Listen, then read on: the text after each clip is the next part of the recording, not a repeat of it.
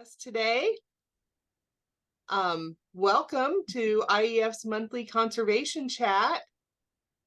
For those of you who don't know me, I'm Julie Bates. I'm the Donor Relations Manager for IEF. And we also have on our call today with us our IEF team, Deborah Olson, our Executive Director is on the call, and also Sarah Conley, our Conservation Coordinator, who you're going to hear from later. So just good to see everybody. As people are logging on, we love to see who's on the call with us. So if you want to type in the chat where you're tuning in from, and if you're affiliated with a zoo or a conservation organization, I see there's a lot of people here who are volunteers at zoos, GAM, and some donors for IEF. So we'd love to know where you're tuning in from and if you have an affiliation. Also, does everybody know that today is September 22nd and it's Elephant Appreciation Day? So I want to wish everybody a happy Elephant Appreciation Day. That said, we have a wonderful panel of speakers that are joining us today.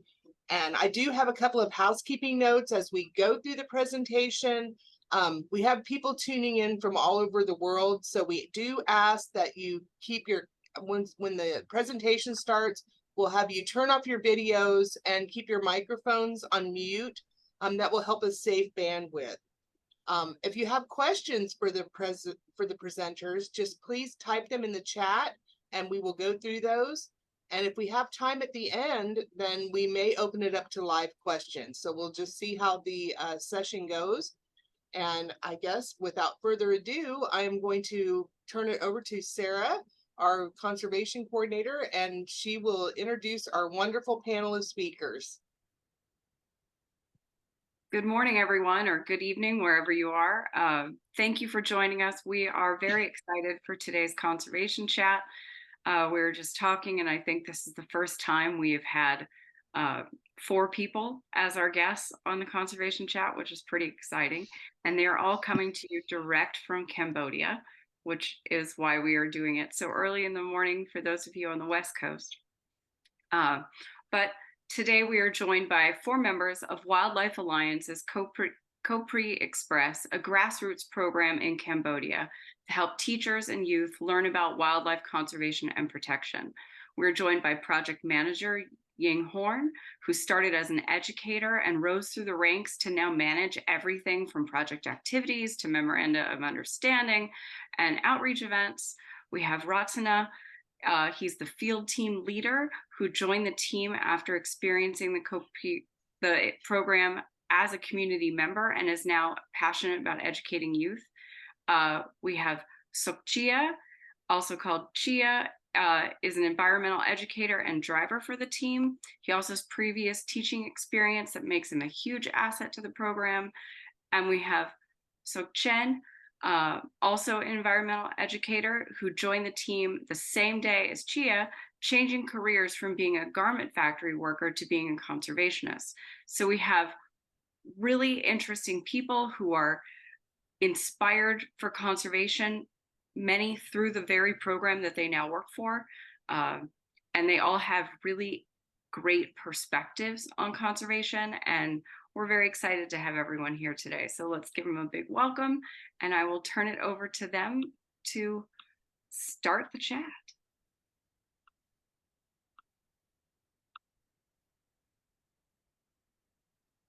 Which one of you guys wants to start? Ratana? Yeah. There we go. Okay, let me share screen first. Perfect. Okay, thank you so much. Chimripsu, it is a Khmer language. That means that to say hello, to respects everyone. Yeah, and I would like to introduce myself again. My name is Phal Ratana, a field team leader of the Kouprey Express mobile environmental education and community outreach projects that we have here.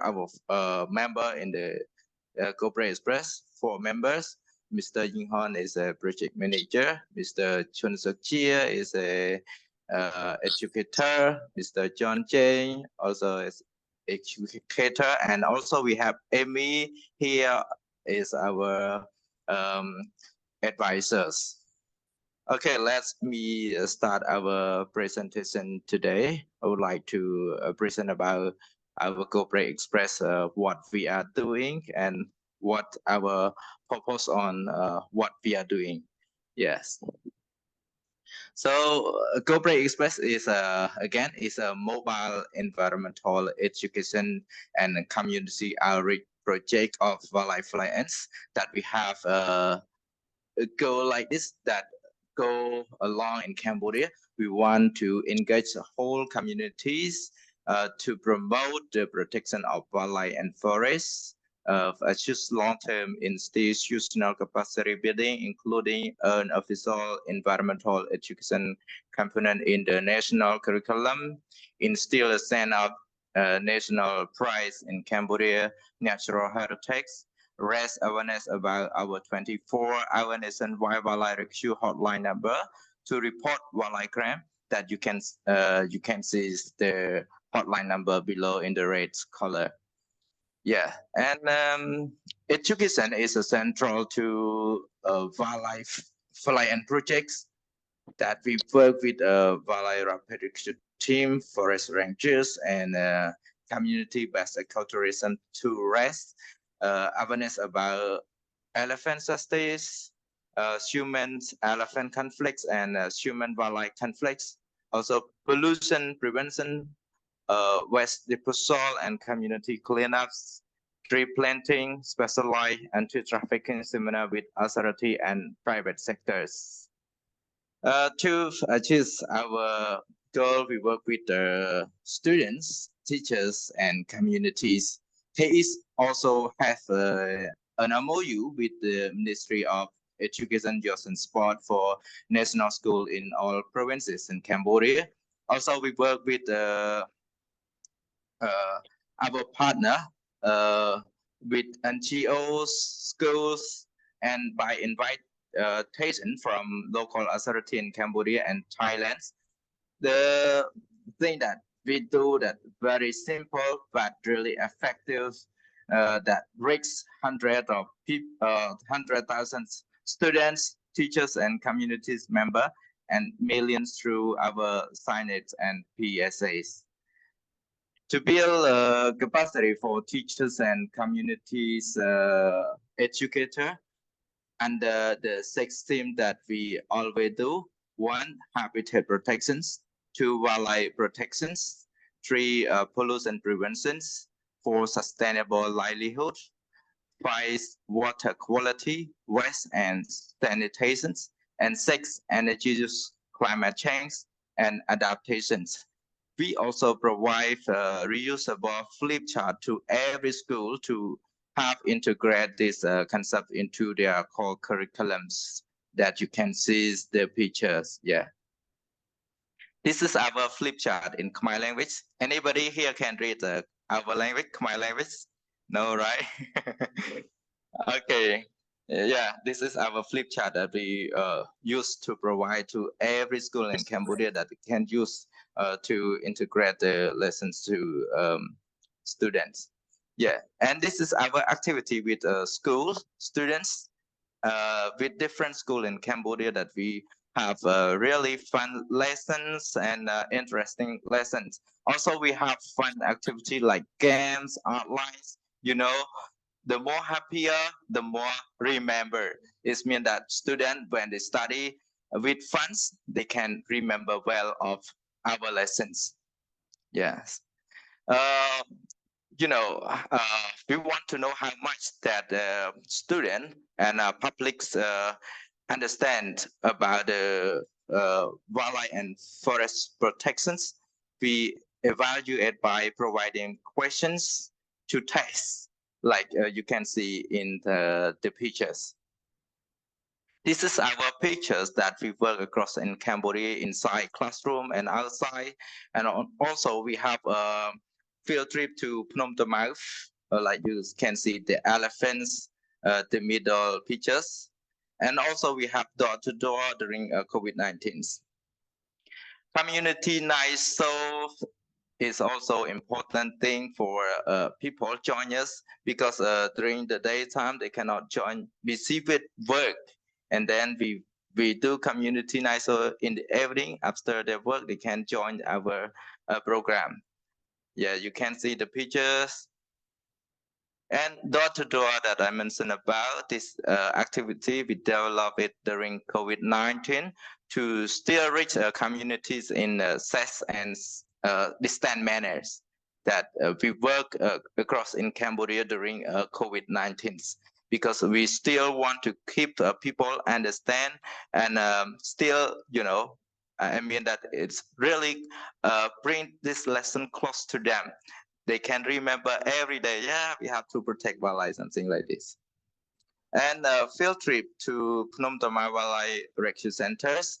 This we give students, teachers, and community member opportunity to not only see wildlife they are learning to protect, but to give them the opportunity to meet victims of wildlife threats, including meeting member of our wildlife rapid rescue team, as you can see the pictures. Educational signage on major highway, borders, and on tuk-tuks, as well as public service announcements at airport and on television. Another ways the KE reach the messages. We work with different partners, with NGOs, schools, and local government in other provinces to maximize outreach impact on nationwide cross-border level, including U.S. Ambassador Young Cancel, Peace Corps, WWS, FFI, Freelance in Thailand, and many more that you can see the pictures. Like we work with people with the concert. Yeah, this is because a lot of people join the concert. Beyond Cambodia, we also work with the library, animal welfare, and conservation societies in West Africa library. Yes. Also, we have a freelance foundation that we work with in Thailand, Eastern Thailand, to promote the lesson and to protect wildlife that cross border, that border together between Cambodia and Thais. This is our work that signage bought to promote the hotline, also social media to promote the hotline, that people can see the hotlines number and then report wildlife crimes. Yeah, also with tuk-tuks that you can see the pictures.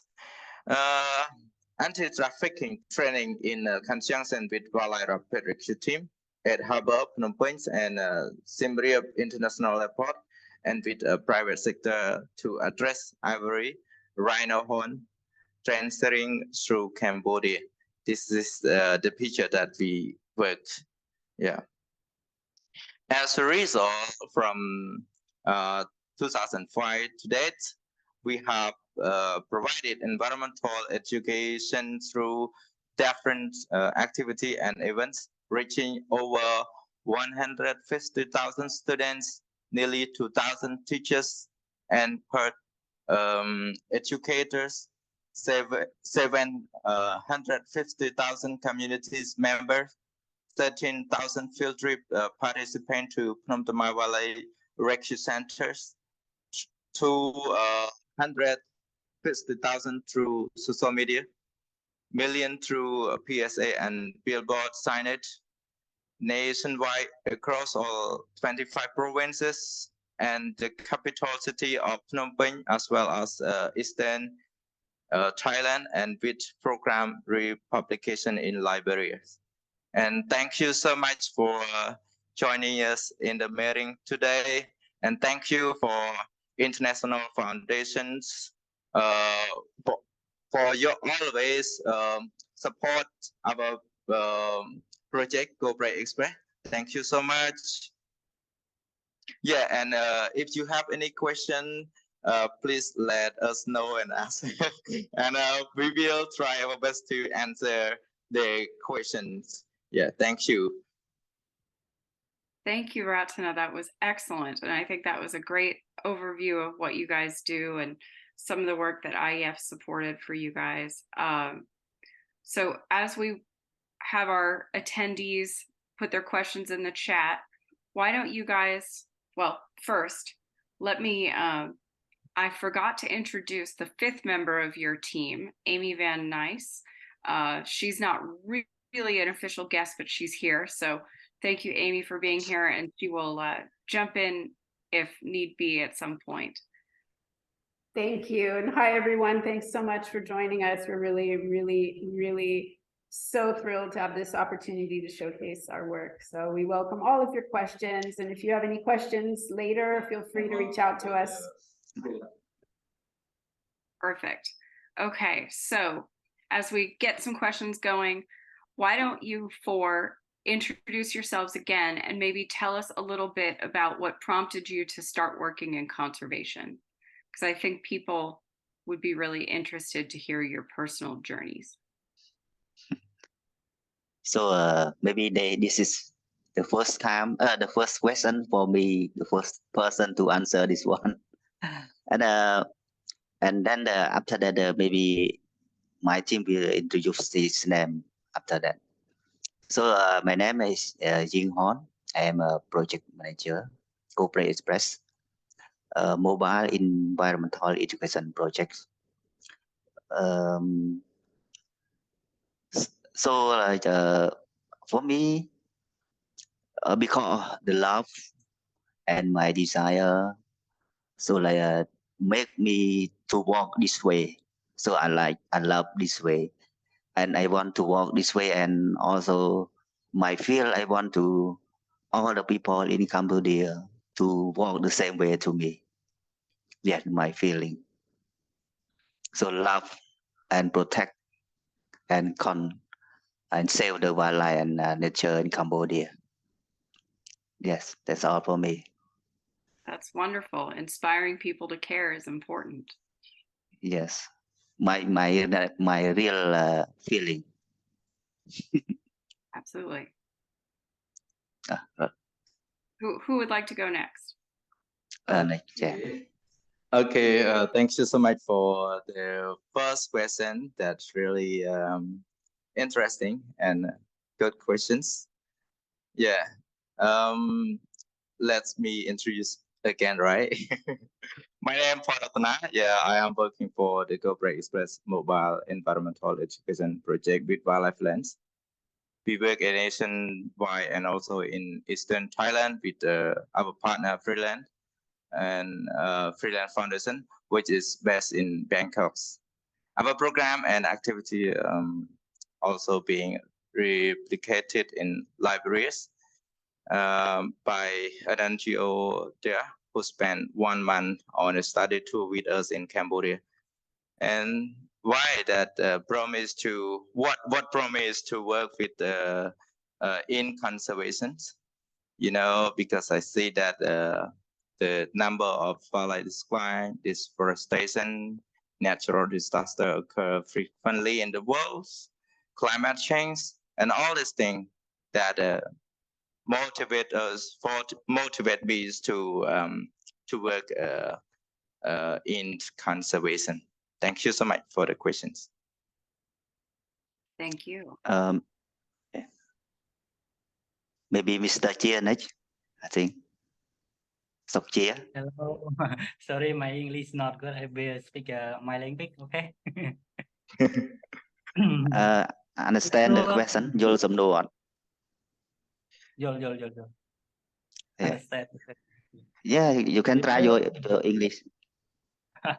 Yeah, I will try English. Hello, my name is Chea. I am from Valayan. I am working at in mobile environment education. And sorry, it's not good. Okay, it's okay. You can speak my translate.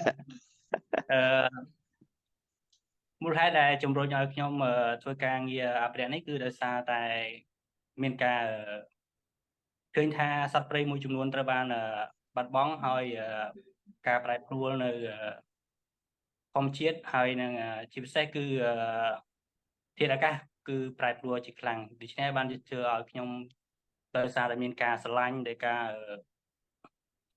យកការស្រឡាញ់និងការចូលចិត្តសត្វព្រៃធ្វើឲ្យខ្ញុំសម្រេចចិត្តក្នុងការដែលចូលទៅអភិរក្សសត្វព្រៃផងដែរបាទអរគុណ So like I'm going to translate for him. So like he's the same like because of love and because of seeing the wildlife decrease. So to be extinction and because of the climate change, because of like global warming. So that's why he pushed him to work for conservation with the Kouprey Express. Thank you. Wonderful. And your English isn't bad. Don't be sorry. I can't speak too much. I don't know why. You're doing great. Thank you. All right, we have one more. One more. Change vô សំណួរទេថាគាត់សួរថាហេតុអីបានយើងធ្វើការនៅយើងមូលហេតុអីបានយើងចូលធ្វើការនៅគម្រោងអប់រំបរិស្ថានចល័តអីហើយរៀបរាប់ឈ្មោះឲ្យថាហេតុអីបានយើងចូលធ្វើការនឹងដោយសារមូលហេតុអីអាចនៅឃើញតាម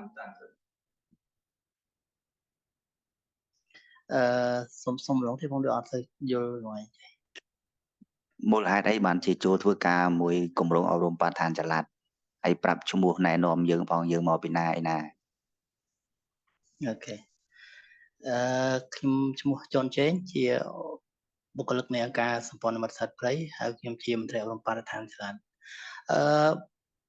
មូលហេតុដែលខ្ញុំចូលធ្វើការនៅក្រុមអប់រំបរិស្ថានចល័តព្រោះខ្ញុំឃើញថាជាគម្រោងមួយដែលល្អដែលចោះតបផ្សព្វផ្សាយតាមសហគមន៍តាមសាលារៀនក៏ដូចជាតាមកន្លែងផ្សេងៗដើម្បីឲ្យគាត់បានយល់ដឹងពីអត្ថប្រយោជន៍សត្វព្រៃនិងព្រៃឈើនៅកម្ពុជាដែលកំពុងតែធ្លាក់ចុះនៅកំពង់បាត់បង់អញ្ចឹងយើងព្យាយាមចោះផ្សព្វផ្សាយដើម្បីឲ្យប្រជាសហគមន៍គាត់យល់ដឹងពីតម្លៃសត្វព្រៃនិងព្រៃឈើនៅកម្ពុជាបាទសូមអរគុណ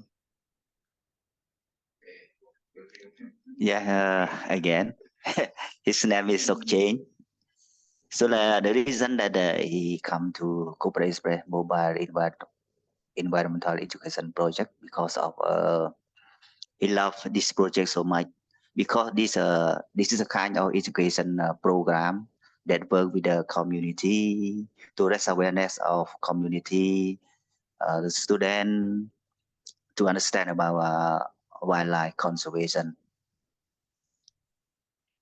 That's great. Thank you. That's all. Well, you guys are all very passionate about what you do, and that's very important. Our audience is mainly in the United States, mostly Americans, and I think probably Americans are not as familiar with Cambodia as they should be. Can you tell us a little bit about Cambodia, about sort of the major sources of income for your country, how many elephants live there? I know there's been some political instability kind of 50 years ago when the Khmer Rouge was ruling Cambodia. Can you say how that maybe impacted conservation in your country? Yes, that's a bit too long.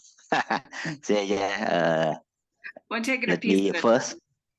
Yeah, let me go first, and then if maybe something not complete, and we can have that. So like normally in Cambodia, like as before, as maybe you know or anyone know, like the income of the people like come from the agriculture. So agriculture and more than that, since the Khmer rule regime, so like the people like from the previous time until now, so like they have no education, the high education, understand about the wildlife, about the nature or something like that. So like it's still affect to Cambodia at the moment. So like we can say the old people, to the old people, so like they still keep the mindset. So like and also a mindset to kill wildlife and to cutting the forest. And also like this is because of the poor, the poverty. So they have no more income. So that's why it make them go into the forest to hunt, to kill animal for benefit, something like that. And I think in Cambodia at the moment, the elephant is around 400 to 600 in the forest, something like that, maybe around that. Maybe me or my team can add more. No, that's great. I'll just chime in here. Cambodia is a very interesting place, especially right now. A lot of things are changing. About 70% of the population is quite young, about 30 years and younger.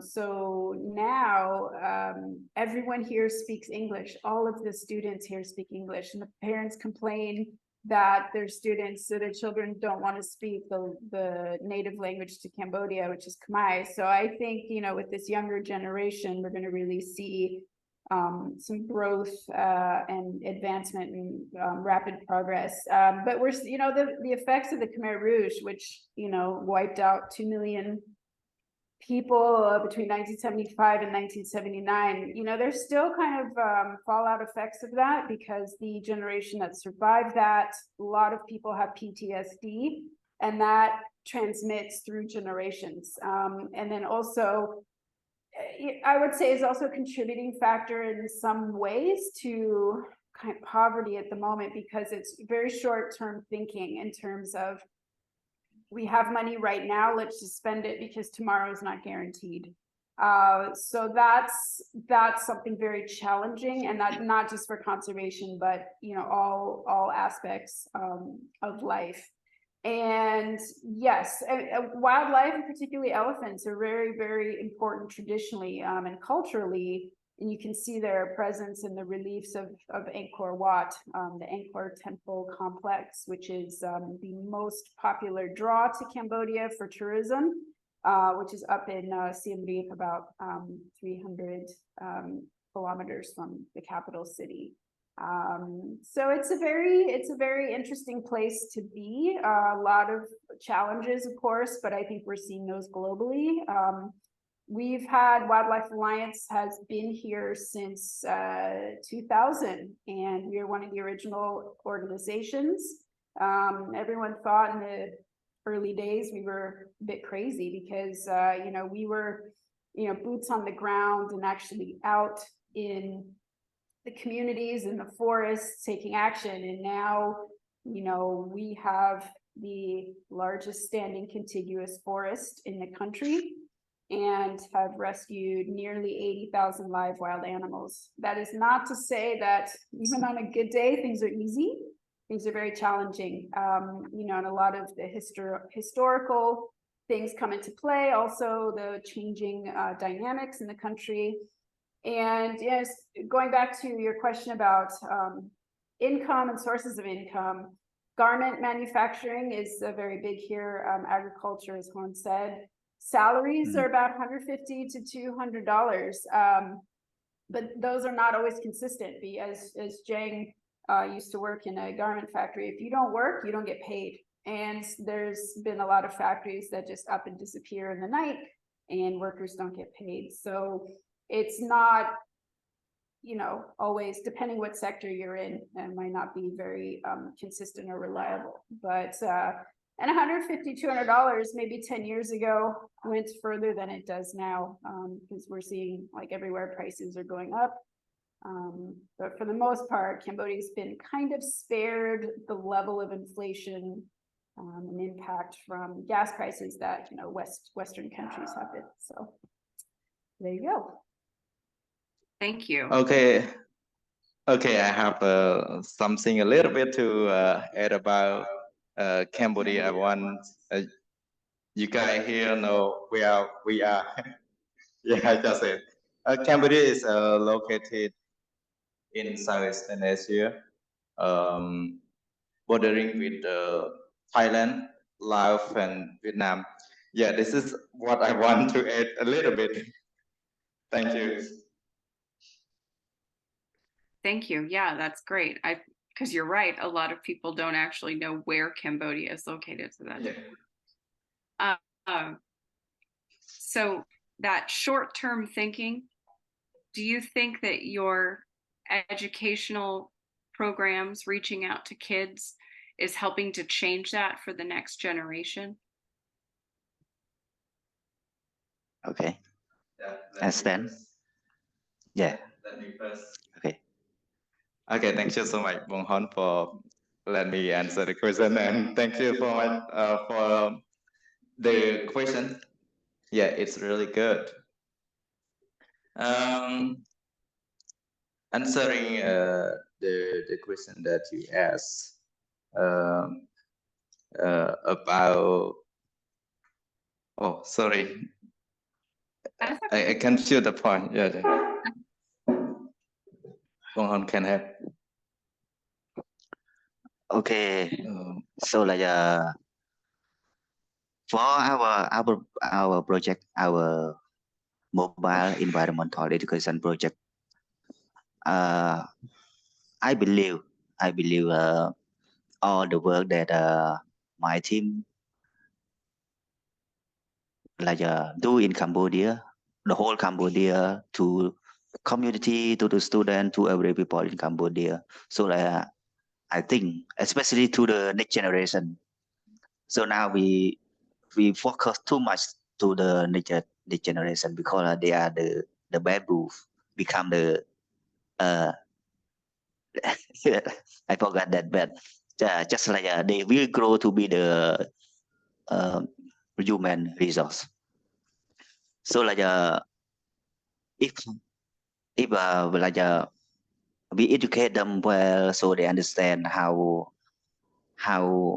important are the wildlife, and so they change the mind. So they change the mind because of they understand of the nature.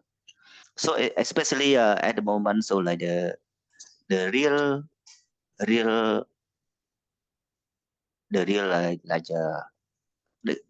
want to say that climate change, the weather, so that they become hot. So the wildlife become going to be extinct or something like that. And so the way that we educate to the next generation, I think mostly they change their mind. I can say that it different from the old people. The old people be hard to change their mindset, but the next generation they can be the future of the human resource. And I'd like to add to that with some anecdotes. I will say as an outsider, I have seen the younger generation, even attending private schools in the capital, are often better educated than their parents. And the parents, as a result, will listen to them. It's a very different society than it is in the West, where much more independent. Kids don't listen to parents. It's very different here. But there are two stories, very quick stories, that stand out in my memory. And as I mentioned, this is a very challenging sector to be in. So we take our wins wherever we can, and we hold on to those to keep motivating us to keep fighting the good fight.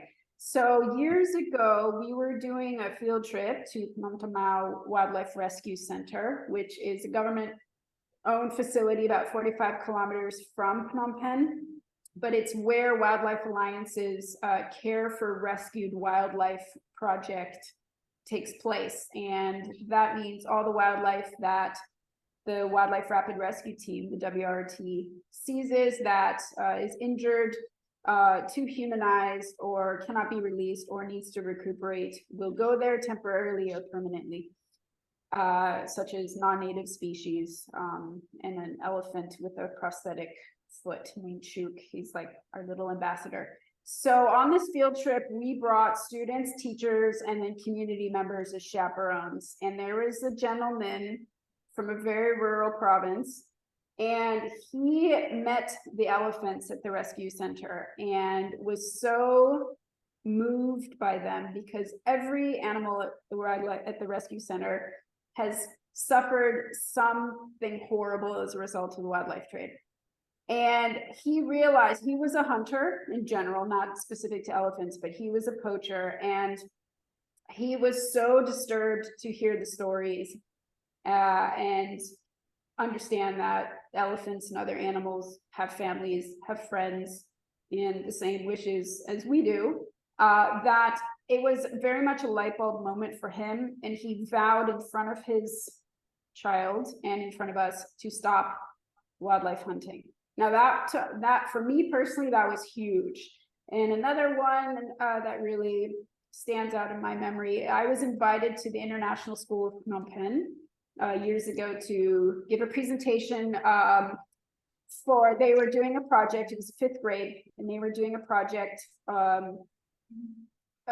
about environment, and they wanted to learn more about wildlife. So I presented about the challenges and threats to wildlife, including consumption of medicine, ivory, and other things, and what people can do to stop that, focusing on individual actions that everybody can take that are easy for behavior change. And about 3 months later, I was invited back to learn about the culmination of the project. And one young lady from a very well-connected family said that she was so moved by the information. She knew that her grandmother was using medicine from wildlife. She went home, made her own presentation, presented it to the family, and the reasons why wildlife, as medicine or other things like that are dangerous and harmful to the environment. And together, they as a family found a non-wildlife based natural medicine for her grandmother to take. So those are, those kind of things. Of course, the change here is not as fast as I want it to be. I want it to be done now. But, we take our wins where we can get them. And I will say that, yes, the short-term thinking is real, but and like Juan was saying, climate change, we in Cambodia have felt that acutely. Huge differences. I've been here a number of years, and I can tell you it is real. This year was the hottest year we've ever had, and right now it's rainy season. It should be raining buckets every day, and it's dry. So we've had droughts over several years where you see pictures of dry earth, and you think that must be in Africa, when it's in Southeast Asia, where it's, we are very rich in water. So I think people are, they're seeing firsthand, that's the importance of why we bring people to the Wildlife Rescue Center, because they have silent forest syndrome, or their area has been, the wildlife is gone. So they're very aware. And years ago, the International Republican Institute, I think it was 2014, they did a study of key issues amongst young people and young and middle age, and environment was the top, and that was about 2014. So I think people this project is making a difference because the guys, they're like everybody else. They're not preaching from an ivory tower. They are just passionate guys, and we show that everybody can do something, and it's easy. We just need to decide to do it. And so I think by having them go into these communities and the schools across the country, Eastern Thailand, I personally would say it's making a difference. And I'm not saying that because it's my project. I'm saying that because I can see it in these stories. We get feedback months, sometimes years later, that the students from 4 years ago still remember the hotline number. And to me, that's huge. That's really significant. So, there's still a considerable way to go. We want to be totally useless, that where the environmental education is already in the schools, so there's no need for us. And we're getting there. But I would say we're making a difference. Those are incredible stories. Thank you for sharing. I'm curious if the rest of you, if you have experiences, do you think taking children and even adults to these places where they can safely see elephants and wildlife, do you think that makes an impact in inspiring them to conserve and to help the environment? Yeah, that's for sure, for sure. So like our project just like Amy mentioned, we bring the student and the community to see the real life of wild animal in the rescue center. We call from Tamau. So like especially to the children, we bring them to see the elephant. Sometimes we especially to the elephant area. So like to see and then so like in that time, so like they feel happy. So like they love and they like.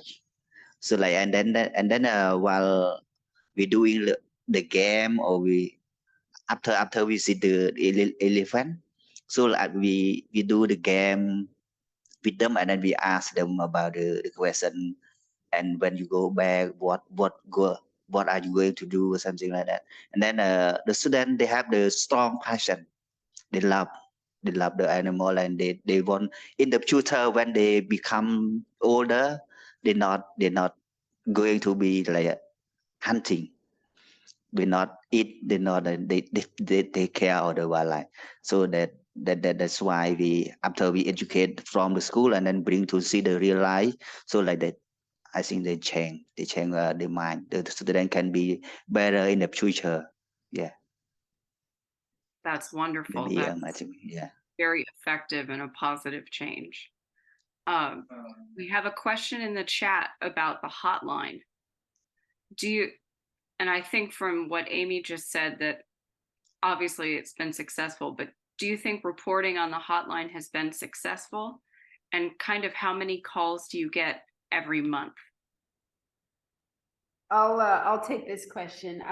Undeniably, the hotline number has been an absolute literal lifesaver, because the WRT, just for context, Wildlife Alliance, everything we do is in direct partnership with the government. So our law enforcement components, we started off primarily as law enforcement, but we have a very comprehensive multi-pronged approach to address supply and demand sides of wildlife trade and forest destruction.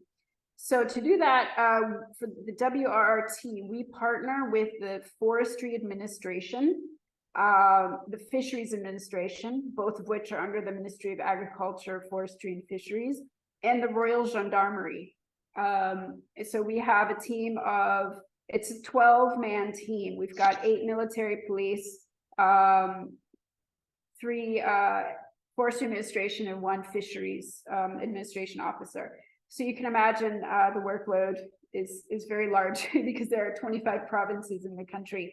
And oftentimes we have to balance the calls that do come in because it could literally be across the country. We have operations that are ongoing that we can't get there as urgently as we'd like to.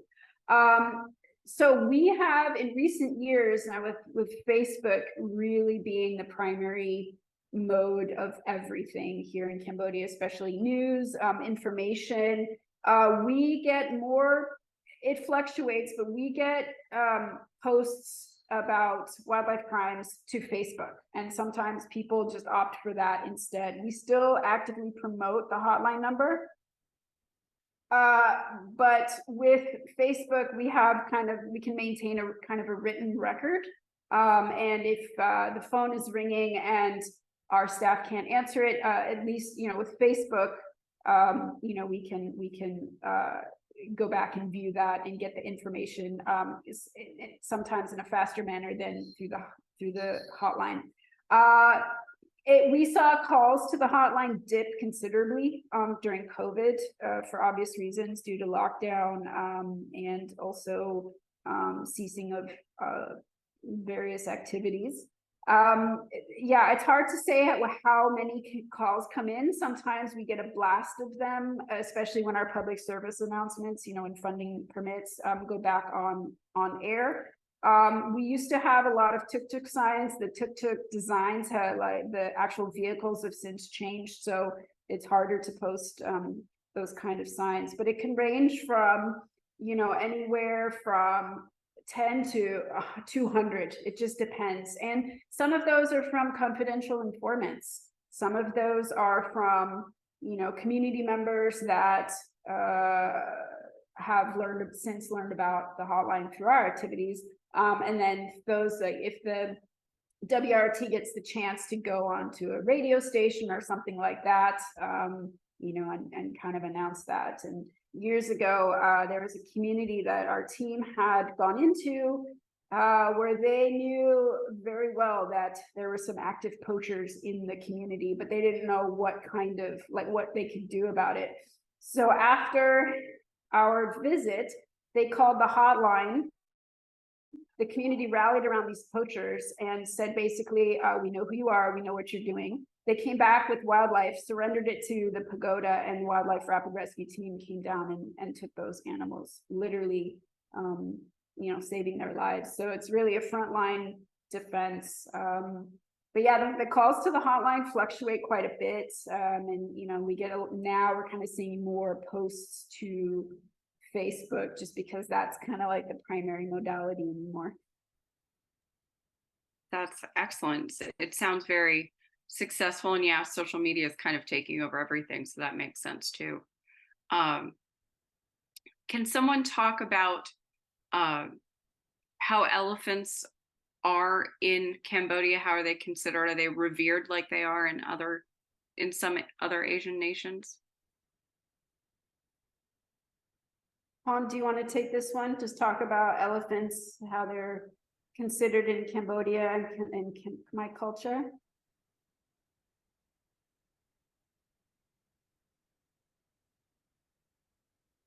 I think you're muted.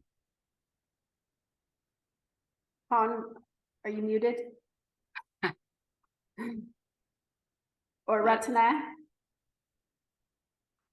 Either one. Oh, sorry. Okay. Yes. As the Khmer people, the elephant is still before they still believe like the elephant they use for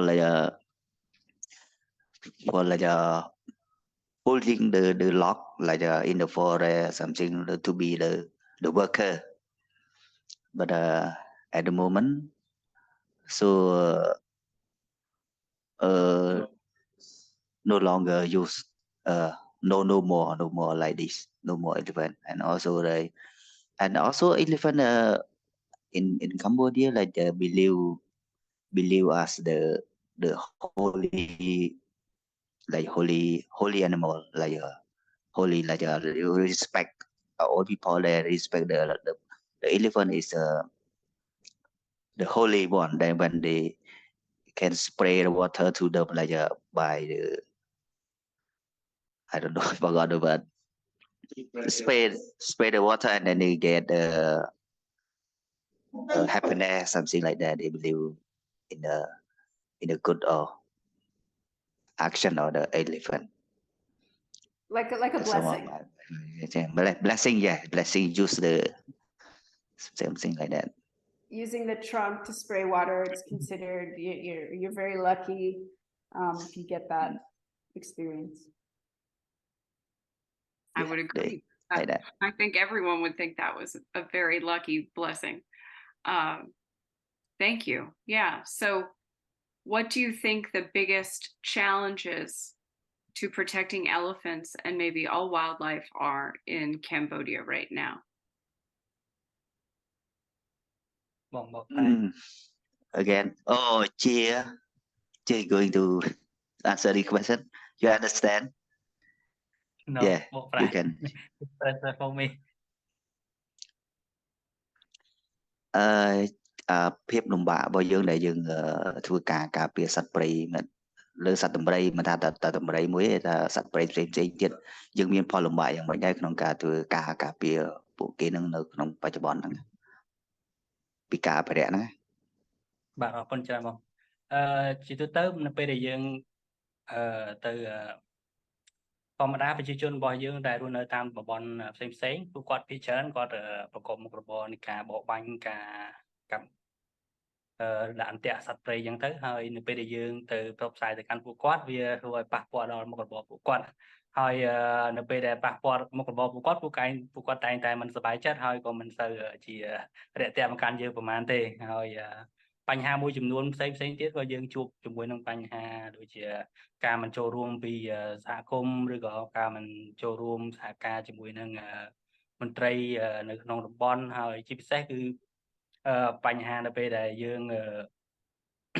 ធ្វើដំណើរទៅទីកន្លែងឆ្ងាយអញ្ចឹងវាអត់មានឡានបើកទៅដល់ឬក៏ម៉ូតូអីទៅដល់យើងត្រូវការធ្វើជិះទូកជាអីចឹងណាវាធ្វើឲ្យយើងពិបាកអានេះជាបញ្ហាមួយដែរហើយបញ្ហាមួយទៀតនោះគឺវាតកតងទៅនឹងបញ្ហាមនុស្សស្វឹងដែលពេលដែលយើងចាក់បញ្ចាំងភាពយន្តពេលយប់ពេលរាត្រីអញ្ចឹងទៅគាត់អត់សប្បាយចិត្តគាត់ផឹកស្វឹងមកអញ្ចឹងគាត់តែទៅមកលោឡាឬក៏គាត់មានបញ្ហាអីជាមួយយើងអញ្ចឹងដែរបាទអរគុណច្រើនបងហើយមានបន្ថែមទៀតបង Sorry, my language. So I'm going to translate for him. So like as respond to your question. As a conservator, we work for conservation. So like we always challenge to the people to the situation in Cambodia. So like not only elephant, even other wildlife. So like we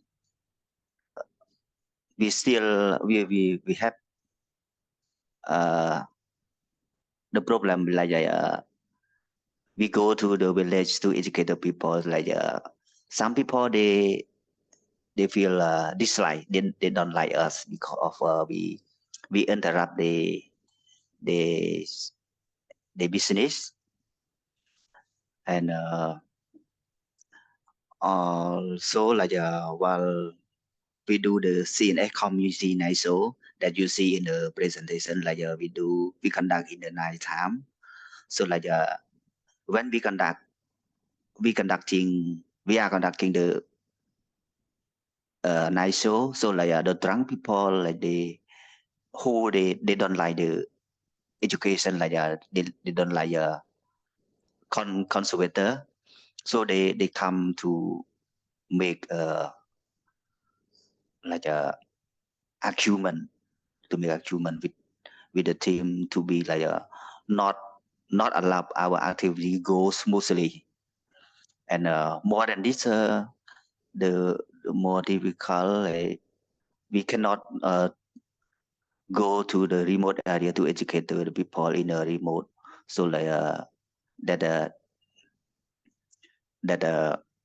make them still not get the education. So like they still keep the activity to hunt or to kill the wildlife, something that. Yeah, maybe I have only this idea. Maybe my team can have more. No, that was very interesting. I mean, obviously conservation is about people. So if you can't get to the people, it's going to be very difficult to teach them. Yeah. So thank you. We are coming up on the hour and we said we would keep it to an hour. So what would you guys like the rest of the world to know about Cambodia, Wildlife Alliance, and the work you do? Okay. Maybe I'm not clear for the question. Yeah. Okay. Let me try the answer the questions. Yeah. We want the world to know that our organizations is working hard to protect Cambodia wildlife and forests. As we are, wildlife land has a unique and effective methods as we target both supplies and demand sides of the threat through law enforcement, wildlife rescue care and release, for forest protection, sustainable livelihood, environmental education, and community engagement and ecotourism. Yeah, thank you for the question. Thank you. That's great. And we really appreciate the work you guys are doing. So I think a lot of people listening are curious. What can we do, people in the United States, people in the West? How can we help you? That is a big question. Big Yeah. question and nice question. Yeah, maybe let Ratana to answer this one first, and then maybe Tim can add more. Yeah. Ratana, you can answer the question. Okay, let me try. Yeah. Thank you so much. We need more funding to expand the scope of conservation everywhere in Cambodia, and to continue doing the work we are doing. We aim to become useless, meaning that the national curriculum has a strong environmental education component, and therefore the Kouprey Express is no longer needed. That is still in the future, so for now we need to ensure our work continue, as we are the only mobile environmental project in Cambodia. We can achieve big thing with a small budget to, so every donation make a real impact through our project. Thank you. And I just want to add to that, the reason why, I mean, of course, you know, we and everyone in NGO world needs funding, but the funding situation for Cambodia has changed dramatically.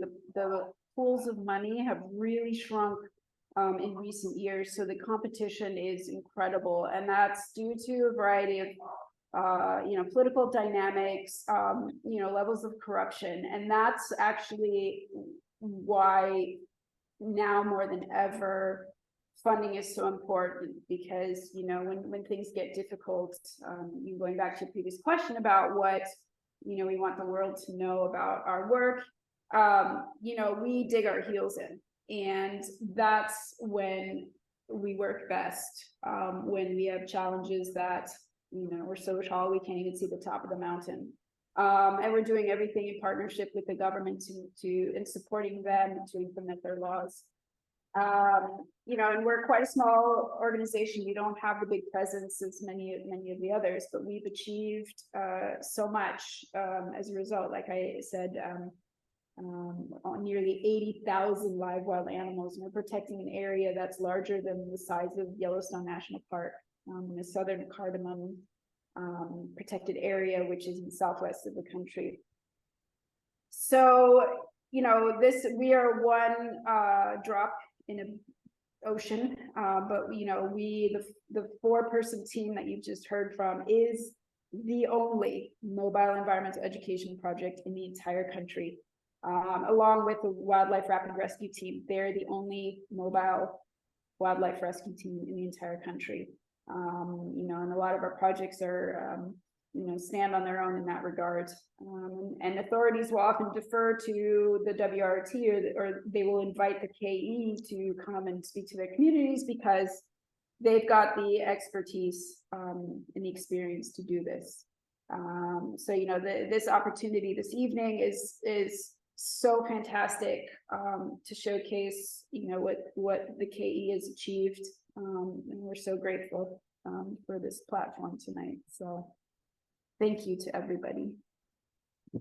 We are grateful for all of you and for the work that you're doing. And I think it's clear that you guys are making a positive, important impact for elephants and all wildlife in California, in Cambodia. So thank you so much. We really appreciate it. And it is a group effort. You know, a small NGO like yours, a small elephant conservation organization like IEF, everyone works together to, like you said, put ourselves out of business. And hopefully one day, none of us will be needed to do this, and that would be a great day. So thank you all so much. I'm going to turn it back over to Julie. Yes, thank you so much, Sarah, and what a great panel. We were just, if you were very inspired by the work that's happening in Cambodia, I invite you to help support them, and we put the donate link in the chat if you're inclined to do that. Also, I just want to tell everybody real quick, we have another chat coming up in October. It will be October 18th at 11 a.m. Central, so mark your calendars for that one. And then in the meantime, I would like to give our wonderful panel of speakers a round of applause. So if everybody could turn their cameras on, let's give these guys a really wonderful round of applause. Thank you so much today for being on here. It was very inspiring and great to hear from you. Thank you. Thank you all so much. Big round of applause. We really appreciate your time. You guys are incredible, and thank you for sharing your work with us.